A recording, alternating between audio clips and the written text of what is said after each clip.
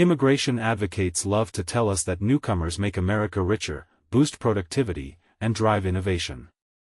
They roll out glowing studies, packed with data, to make their case.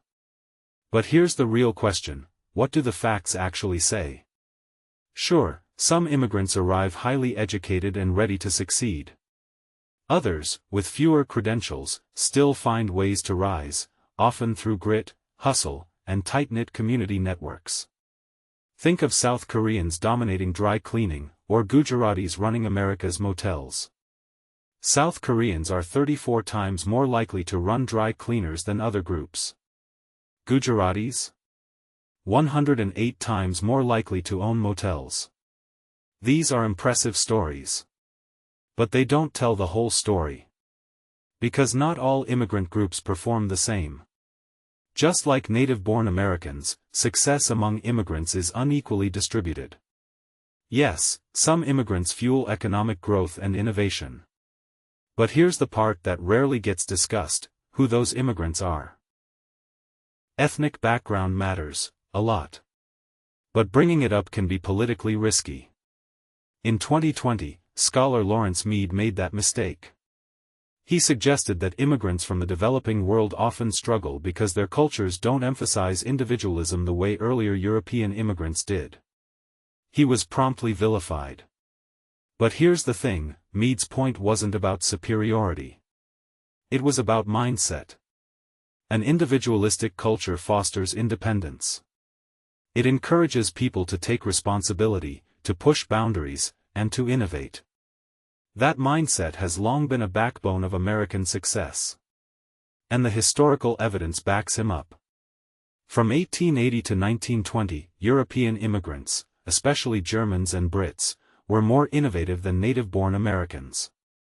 A Yale study found that if the U.S. had restricted British and German immigration, per capita income would have been 10% lower. Innovation driven by these groups shaped America's future. And areas with more historical European immigration still see better education, higher incomes, and greater innovation today. But fast forward to now. Europeans no longer have strong incentives to migrate, they're wealthier, and their home countries are more stable. Most new immigrants today come from non-Western nations. And again, we see big differences in outcomes. Chinese immigrants stand out. Research consistently shows they're among the top contributors to immigrant-driven innovation in the U.S. In STEM fields, Chinese immigrants are a driving force. They enter with high levels of education, and they bring with them a strong work ethic and a cultural emphasis on achievement. A landmark report by the Rand Corporation found that East Asian immigrants enter the U.S. with wages below the native average, but within 10 to 15 years, they close the gap. Contrast that with Mexican immigrants, who also arrive with lower wages but do not catch up, even after accounting for education. This isn't just about money, it's about cultural alignment and human capital. And the same pattern plays out globally. In Canada, educated European immigrants are major contributors to innovation. In Chile, a 19th-century policy to attract skilled Europeans led to lasting economic gains, even 50 years after the policy ended. Argentina, too, saw stronger academic performance and higher incomes in areas with historically higher European immigration. In the UK, the fiscal difference is striking. In a single year, European immigrants added £4.7 billion more in taxes than they took in services. Non-European immigrants? They cost the government £9 billion.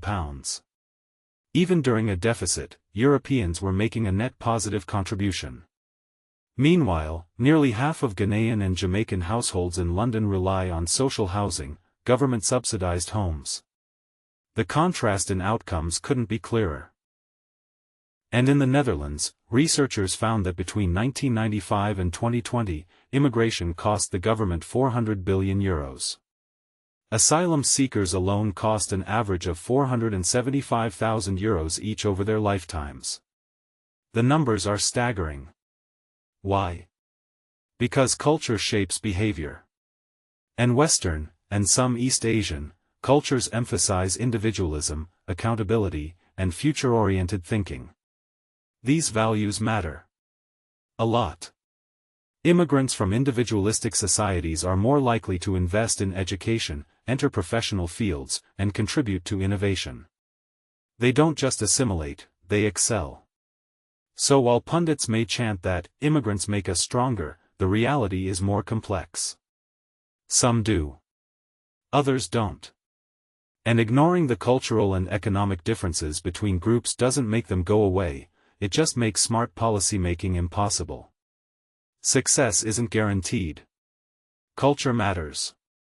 And the sooner we face that fact, the better off we'll be.